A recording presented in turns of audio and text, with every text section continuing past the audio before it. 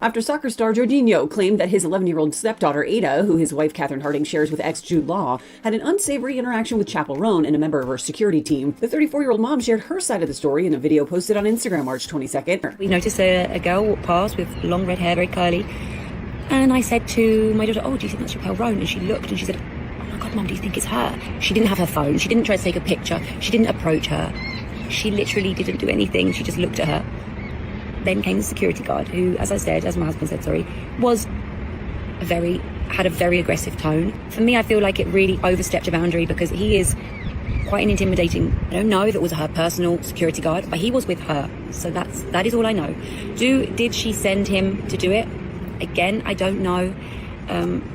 Look, I would like to hope not. There is always a moment when a celebrity stops being the underdog everyone is rooting for and starts being something else. And for a lot of people, this was that moment for Chappell Roan. Not because of what happened, because of how it was handled after. Here is what allegedly happened. An 11-year-old girl named Ada traveled to Sao Paulo with her mother as a birthday present to see Chappell perform at Lollapalooza. She was so excited, she made a handmade sign before the show. At breakfast in the hotel where both families were staying, Ada spotted Chappell sitting nearby. She didn't rush over or make a scene. No phone out, no trying to get a picture. She just looked to make sure it was her, smiled, and kept moving. She did not say a word. She walked past the table, looked to confirm it was her, smiled, and went back to sit with her mother.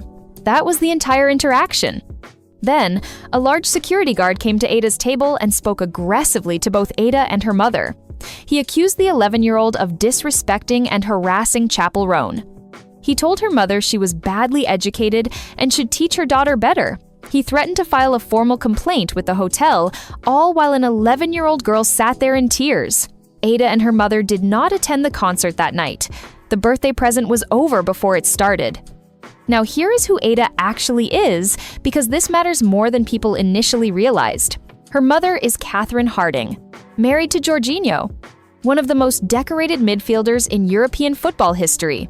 Champions League, Europa League, Premier League, this is a man who has spent his entire career surrounded by obsessive fans and public attention, and he knows the difference between harassment and a child walking past a table. He said so directly. What happened there was not that. It was just a child admiring someone. Ada is also the daughter of Jude Law. She has grown up around celebrity her entire life. She was not being reckless or entitled. She smiled and went back to her breakfast, and she ended up crying and leaving. Chappell responded lying down in bed on Instagram. She said the guard was not her personal staff and that she never even saw the mother and child. She apologized for how they felt, not for what happened, for how they felt. Ada's mother pushed back and said what needs to be said. The guard was not hotel staff. He was with Chappell's traveling party. And her point is the right one. When the people working for you behave that way in your name, that belongs to you. You do not get to collect the Grammy and the headliner slot and the brand deals and then disclaim responsibility for what your team does to an 11-year-old at a breakfast table. And then there is the detail that tells you everything. That same evening, after Ada went home in tears and skipped the concert that was her birthday present, Chappell took the Lollapalooza stage and shouted out her security team. After all that happened, she celebrated the people who made a child cry. The mayor of Rio de Janeiro, Eduardo Cavaliere, saw enough. He officially banned her from the Todo Mundo no Rio festival and said, "I doubt Shakira would ever do that," which is the right comparison. Because Shakira has been famous longer, dealt with more, and has never once been in the news for making a child cry at a hotel breakfast. Meanwhile, Luis Capaldi, also at Lollapalooza Brazil, heard what happened and walked over to take a photo with Ada and her mother. No security perimeter, no formal complaint process. He just walked over, put his hands on her shoulders, gave a thumbs up, and took a picture. Ada was smiling and her mother thanked him publicly and said his kindness meant everything after what they had been through that morning. That photo went everywhere, and the contrast between what Luis Capaldi did in 30 seconds and what Chappell Roan's team did that morning is the whole story. Now, I want to address the security explanation because it does not hold up. The story is that she had nothing to do with it, that this was just security acting on their own. So a guard in a high-end hotel in another country decided by himself to walk over and confront a child over a look. That is what we are supposed to accept. Security does not operate like that. They respond to cues. They follow the tone set by the person they are protecting.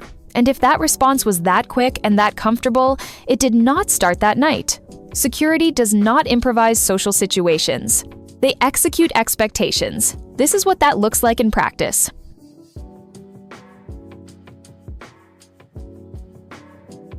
Weird how she is accused of doing damn near the same thing that she did in that clip.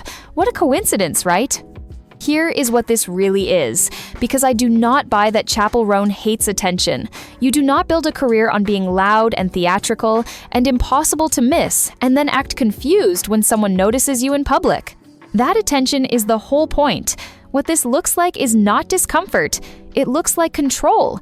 Control over when she is seen, control over who is allowed to acknowledge her. Control over how that interaction happens, and the second it does not go exactly how she wants it, becomes a problem. That is not a boundary being crossed. That is a boundary being invented after the fact. The contradiction here has been building for a while, and it gets harder to ignore. She talks constantly about not wanting fame, about finding it overwhelming, about needing space. And then she headlines every major festival on the planet and stays very much in the spotlight. You cannot lean into visibility when it benefits you and reject it the second it feels inconvenient. Especially when the person on the receiving end is a child. If you genuinely want privacy, the solution is room service. You are a Grammy-winning artist at a luxury hotel. The option exists. Zendaya is genuinely private, and there are no stories about her making children cry at hotel breakfasts. There is a reason for that. If being recognized in public bothers you that much, there are plenty of regular 9-to-5 jobs where nobody will care to ever know your name or see you. And here is what makes this harder to dismiss as a bad day or a misunderstanding. This is not the first time stories like this have surfaced about Chappell Roan. There have been accounts from Paris, from awards shows, from public appearances, all pointing to the same thing. A pattern of treating regular people like an inconvenience while being perfectly pleasant to anyone she considers worth her time. This time, it just happened to be the wrong child at the wrong breakfast table, and the stepfather had a large enough platform to make sure it did not disappear quietly like the other stories did. Chappell Roan is talented and her rise was earned. But there is a pattern here that is getting harder to ignore, and the people who have been pointing it out for a year are not haters. They are fans who watched someone they believed in start believing a little too much in herself, and this time it did not disappear. It did not get brushed off or ignored or reframed. It landed, and once something like that lands, people stop looking at the moment and start looking at the pattern behind it. A little girl was excited to see you, and she went home in tears without even seeing the show. That does not get cleaned up with a statement. That does not get reframed later. That moment already did what it was going to do. And in the end, this is not really about fame or boundaries or overwhelm. It is about how you treat the people who made your career possible in the first place.